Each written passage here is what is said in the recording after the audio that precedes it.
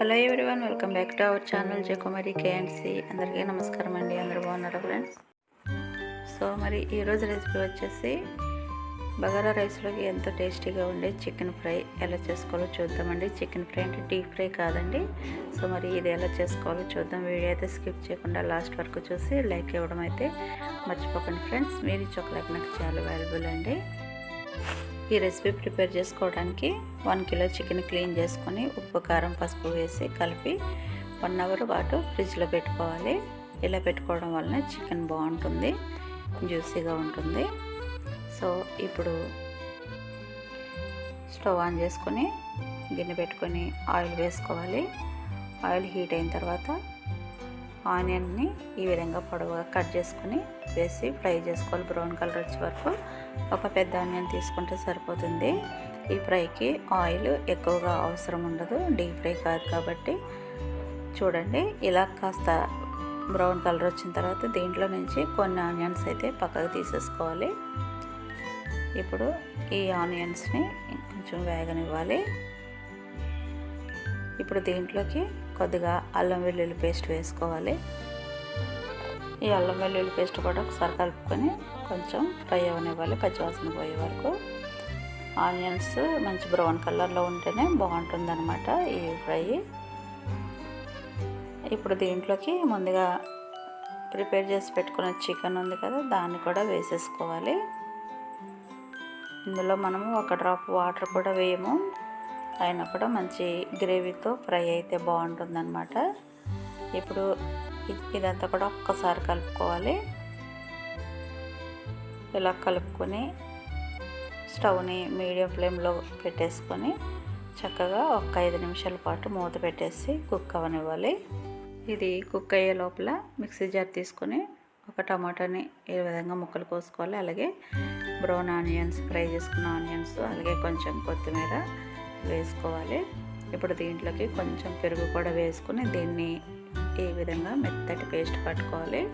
చాలా మెత్తగా చేసుకుంటే బాగుంటుంది. చూడండి, ఇంకా ఇక్కడ చికెన్లో అయితే వాటర్ అన్నీ చూసారా, మనము వాటర్ వేయకపోయినా కూడా వాటర్ బయటకు వచ్చినాయో.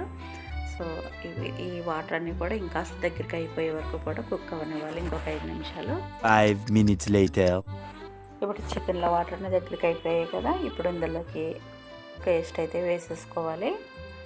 ఈ పేస్ట్ వేసుకోవడం వల్ల ముక్కలకి చక్కగా పట్టుకొని మనం బగారా రైస్లో కలుపుకున్నప్పుడు మంచిగా కలుస్తుంది అన్నమాట.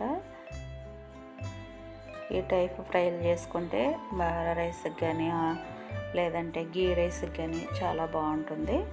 మరి డీప్ ఫ్రై కాకుండా ఇలా చేసుకుంటే బాగుంటుంది అన్నమాట. ఇది ఒక 2 minutes పాటు కుక్ అవ్వనివ్వాలి. చూడండి, ఇంకా మనకి గ్రేవీ కూడా కుక్ అయిపోయింది. ఇప్పుడు దీంట్లోకి సరిపడా కారం వేసుకోవాలి. అలాగే సాల్ట్ కూడా ఒకసారి చెక్ చేసుకుని సరిపోకపోతే మళ్ళీ వేసుకోవాలన్నమాట. కారం మనం తినే స్పైసీని బట్టి వేసుకోవాలి. దీంట్లో ఎక్కువగా హెవీగా ఏ మసాలాలు ఉండవు, కానీ ఫ్రై చాలా బాగుంటుంది. చూడండి, ఒక 2 minutes పాటు కుక్ అయ్యేసరికి మనకి మొత్తం అంత ఆయిల్ బయటకు వస్తుంది కదా. ఇది ఇంకా గ్రేవీ కూడా కాస్త దగ్గరికి అయింది. ఇప్పుడు దీంట్లోకి చికెన్ మసాలా వేసేసుకోవాలి. ఇది కూడా అంతే, మనకి ఎక్కువ ఘాటుగా కావాలని అనుకుంటే ఎక్కువ వేసుకోవచ్చు, నార్మల్గా అనుకుంటే కొంచెం తక్కువ వేసుకోవచ్చు. ఈ మసాలా కూడా వేసి ఒకసారి కలిపి ఇప్పుడు దీంట్లోకి కొంచెం కొత్తిమీర అలాగే పుదీనా వేసేసుకొని ఒక 2 minutes పాటు మనం మగ్గనిస్తే మనకి మంచి చికెన్ గ్రేవీ ఫ్రై అయితే రెడీ అయిపోతుంది. మూత పెట్టేసి ఒక 2 minutes పాటు దీన్ని దగ్గరికి అవనివ్వాలి.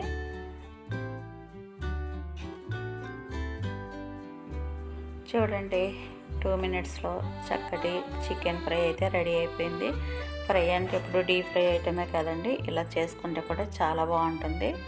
మనం బయట కర్రీ పాయింట్స్ దగ్గర చికెన్ ఫ్రై అంటే మనకి ఈ విధంగానే ఉంటుందన్నమాట, ఇలాగే చేసిస్తారు. సో మనం ఇంకా స్టవ్ ఆపేసుకోవచ్చు. చూసారు కదండి, చాలా తక్కువ ఇంగ్రీడియంట్స్తో చాలా ఫాస్ట్గా, సింపుల్గా, టేస్టీగా ఈ చికెన్ ఫ్రై ఎలా చేసుకోవాలో. ఇలాంటి ఫ్రైలు గీ రైస్లోకి అలాగే బగారా రైస్లోకి, జీరా రైస్లోకి చాలా బాగుంటుంది. సో మరి నచ్చితే మీరు కూడా డెఫినెట్గా ట్రై చేయండి. నేనైతే ఈరోజు బగారా రైస్ చేశాను. చూసారు కదా, ఎమ్మీగా టేస్టీగా చాలా బాగుంది. సో మరి రెసిపీ కనుక నచ్చితే తప్పకుండా ట్రై చేయండి. వీడియో నచ్చితే ప్లీజ్ లైక్ చేయండి, షేర్ చేయండి. అలాగే కొత్తవారు ఎవరైనా చూస్తుంటే మన ఛానల్ని ప్లీజ్ సబ్స్క్రైబ్ చేసుకుని సపోర్ట్ చేయండి. మరొక వీడియోతో మళ్ళీ కలుసుకుందాం. థ్యాంక్ యూ అండి. Thank you for watching.